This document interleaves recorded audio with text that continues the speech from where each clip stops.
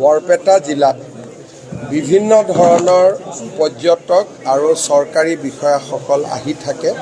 বিশেষকৈ বৰপেটা সত্ৰ আৰু ইয়াৰ ওচৰত থকা সত্ৰ অনুষ্ঠানসমূহ চাবৰ কাৰণে, দৰ্শনৰ কাৰণে ভক্তসকলো আহে। ইয়াৰ চাৰ্কিট হাউচটোৰ অৱস্থা অত্যন্ত বেয়া আছিলে আৰু মই 25 বছৰ ৰাজনীতি কৰিলোঁ। 25 বছৰত চাৰ্কিট হাউচটো যেনেকৈ থাকিছিল তেনেকৈ থাকিছিল, কোনো ইয়াৰ বিকল্প হোৱা নাছিলে। আমি বৰপেটাৰ পুৰণা আৱৰ্ত ভৱনটো ভাঙি ইয়াতে 20টা কোঠালিত আমি এটা নতুন আৱৰ্ত ভৱন বনালোঁ।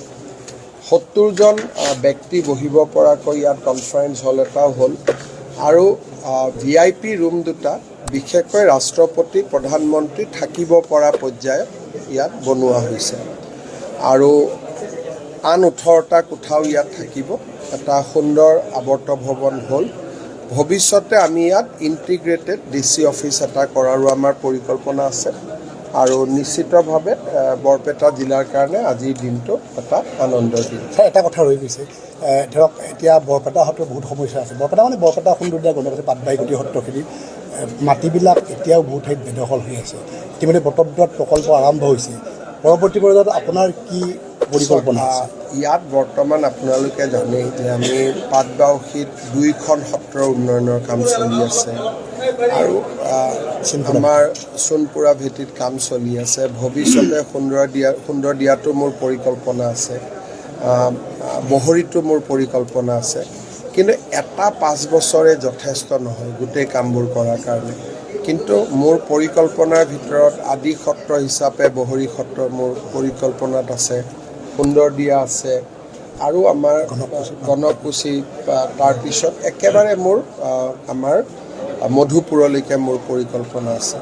গতিকে লাহে লাহে আমি কৰি গৈ থাকিম আৰু সত্ৰ আয়োগ গঠন হোৱাৰ পিছত সত্ৰৰ বেদখলসমূহৰ ক্ষেত্ৰতো তেওঁলোকেও সিদ্ধান্ত ল'ব পাৰিব আৰু বেদখল মুক্ত কৰাৰ অভিযান আমাৰ চলি থাকিব। এইবাৰ মই কৈছোঁ যে 1.5 লাখ বিঘা মাটি আমি মুক্ত কৰিলোঁ।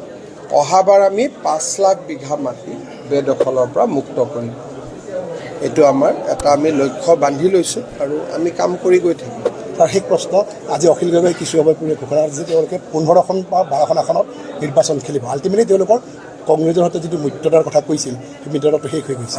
অখিল গগৈৰ কথাক ধৰা বৰ্তা আজি কি কৈছে, অহাকালি ৰাতিপুৱা কি ক'ব, সেই কথাটো ধৰিবৰ কাৰণে বহুত টান। গতিকে মনোনয়ন পত্ৰ প্ৰত্যাহাৰৰ শেষ দিনটোলৈকে অখিল গগৈয়ে কি কৰিব কি নকৰিব সেই কথাটো আপোনালোকে খাটাং কৰি একো ক'ব নোৱাৰে। কিন্তু বিৰোধী য'ত থাকে থাকিব। কিন্তু BJP, আমাৰ AGP, BPF, গণশক্তি, ৰাভা যৌথ মঞ্চ, আমাৰ যিটো পৰিকল্পনা সেইটো খুব সুন্দৰভাৱে চলি আছে আৰু আমি নিশ্চিতভাৱে ৰাইজৰ আশীৰ্বাদত আমি চৰকাৰ গঠন কৰিব।